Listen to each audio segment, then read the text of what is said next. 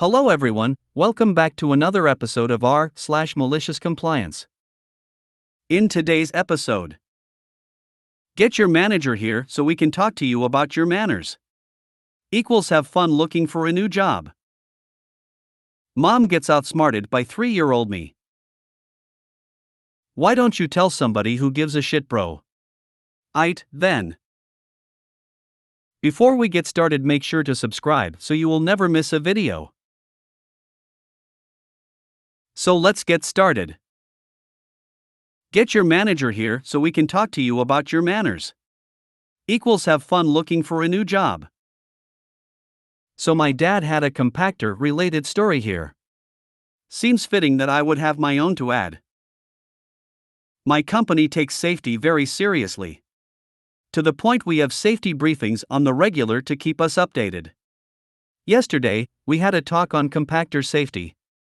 One of our big rules is to never ever under any circumstances climb into a compactor unless it's unhooked from any power sources. Sounds like common sense, right?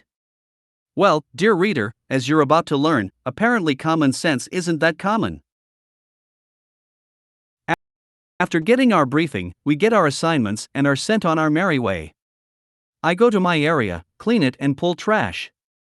As I'm walking to the compactor, what do I see sticking out of it but 2 trousered legs? After the shock lasting a nanosecond wore off, I start yelling. What are you doing, you idiot? Don't go crawling around in there. I know I shouldn't have yelled, but I was so mad. Well, Mr. Idiot fell out and starts yelling at me. Don't you go yelling at me. Where is your manager? Get them here right now. Malicious compliance mode activated. I put on my sweetest smile and say, of course, I'm so sorry. Let's get my manager here. Mr. Idiot smirks and is like, good girl. So I call my manager over and ask her to come over. Meanwhile, Mr. Idiot is smiling like the cat who got the cream. I'm fighting to keep from smiling. Because my manager, Miss Heroine, takes safety as seriously as I do. I've seen her reduce full-grown men to tears over safety issues. Miss Heroine shows up and Mr. Idiot says you should train your workers to not yell. Miss Heroine turns to me. And why were you yelling at him? Because I caught him climbing into the compactor and I got scared he'd be crushed. In a nanosecond, Mr. Idiot goes from looking like contented cat to looking like a scolded dog. After a sound verbal thrashing, Miss Heroine calls Mr. Idiot's manager. Within 30 minutes, Mr. Idiot was clearing out his desk, still smelling of garbage. Mom gets outsmarted by 3-year-old me. This story was told to me by my parents, as I obviously don't remember it, being only 3 years old at the time. When I was little, I absolutely loved Thomas the Train Engine. I probably had well over 100 different trains and who knows how many track pieces that were all kept in a big plastic bin. Each morning I would go into my little play area and knock over the giant bin, spilling the trains and tracks on the floor, and start playing with them. Apparently, I enjoyed just having a collection of toys, as I would spend a good chunk of my day transforming the mess of trains into neat little organized rows, where all the trains were lined up perfectly side by side. This took quite a long time to get perfect in 3-year-old me's eyes, especially as Dad found great enjoyment in moving a train just slightly out of place when I wasn't looking, causing me to have to go over and fix the train that somehow moved on its own. And while I was distracted by moving one train back to how it should be, he would move another train out of position. Eventually I'd build tracks and actually play with my trains too, but at the end of the day, I had to put all my trains and tracks back in the bin. And as a way of teaching personal responsibility and to pick up after myself, Mom would tell me, you made this mess, you clean it up. Now, I should emphasize, as my parents did when telling me this story, that every morning began with me dumping that bin over, something a toddler does not do very quietly. So Mom was quite shocked one morning to not hear a crashing sound, and to instead see me sitting patiently by the train bin, which was completely upright and not the littlest bit knocked over. Me, I want you to dump them for me today, Mama. Mom, feeling quite touched that I wanted her to dump my trains for me, happily obliged, and then the day went on as normal. Until it was time for cleanup, and Mom told me to put my trains away. I shook my little head defiantly and said, "Nah. You made this mess, you clean it up." Dad had to leave the room crying laughing, and Mom, a woman of her word, put all my trains away, but never dumped them for me again. Why don't you tell somebody who gives a shit, bro? Then. This happened back in the day with a teacher I used to work with who taught a class of adult students who took a very high-stakes exam. This high-stakes exam, unless you passed this you couldn't qualify for scholarships, some aspects of financial aid, etc., was multiple choice, and I was part of the campus proctoring team. This particular teacher didn't like me very much, and I was fine with that. We had different personalities, and that's okay. This was an important test. This exam is an important piece of data that the Haricoma County Community College System, fictitious name, uses to compare its success to sister schools across the county, and even across the state. It's not an ACT or SAT, but it's the junior college version of a GRE, basically. It just happens to be administered in this particular course, which is required by all who attend that major in pretty much anything.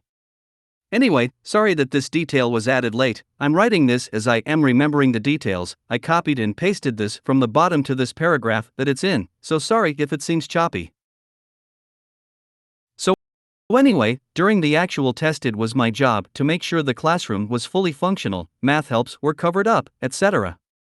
This included covering up the 4 quadrants that were labeled in the 4 corners. The teacher, we'll call Captain Cheat, was okay with most of my suggested, demanded, changes. Before the kids took the test I made sure we covered up the 4 quadrants, but Captain Cheat was determined to have the 4 letters in the 4 corners up still. They were literally framed posters with fancy decorated letters A, B, C, and D.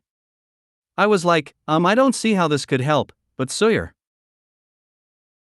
Anyway, the students started walking in, looking in the sparse walls, seemed panicked for a second, then relieved to see that there were still letters up. This was my first clue of weirdness, but should have really been my second. During the test, I saw the teacher walking around the room, looking at kids' answers. I noticed a very interesting pattern that, if you didn't pay attention, you would miss. No words were spoken. He would walk past a student. The student would look up at the teacher. The teacher would look away into the middle distance. The student would look at the same middle distance, then bubble in an answer. It was a little weird, but a very consistent pattern. I then paid a little closer attention, and saw that some students were better at hiding what the teacher was doing than others. Some kids didn't look where the teacher looked, they just knew what to bubble somehow. Then, it happened, a student took their pencil, pointed at a bubbled-in letter, looked at the teacher looked at me. I looked away, and saw the teacher look intently at his picture at the corner of the room that said D. The kid then clearly changed their answer to D, even mouthing D, kind of whispering it to themselves even. Wow.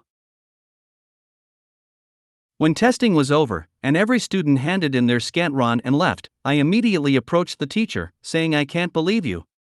Impressive but disappointing, you're literally cheating these students out of an education. You either have them retake this without your magic signs, or I go to the board." He responds, "Why don't you tell somebody who gives a shit? Hashtag good luck proving it." Yes, this dude cringingly said hashtag. Enter malicious compliance. The first part of Captain Cheater's comment set me off, and at that point, honestly I wasn't probably going to go ham on this guy.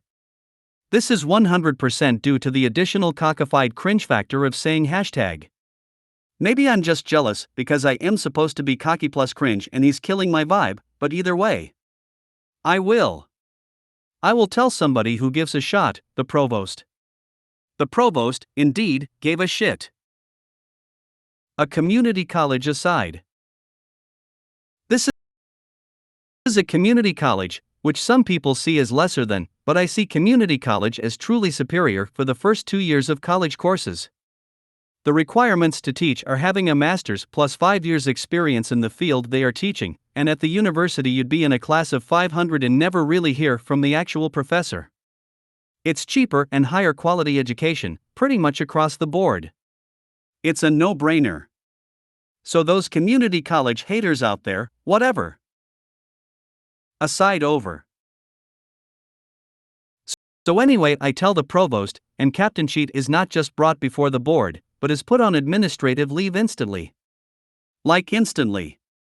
He wasn't sent away in handcuffs or anything, the stakes weren't that high, but this was an exam that affected a lot of people's money, and in turn lives.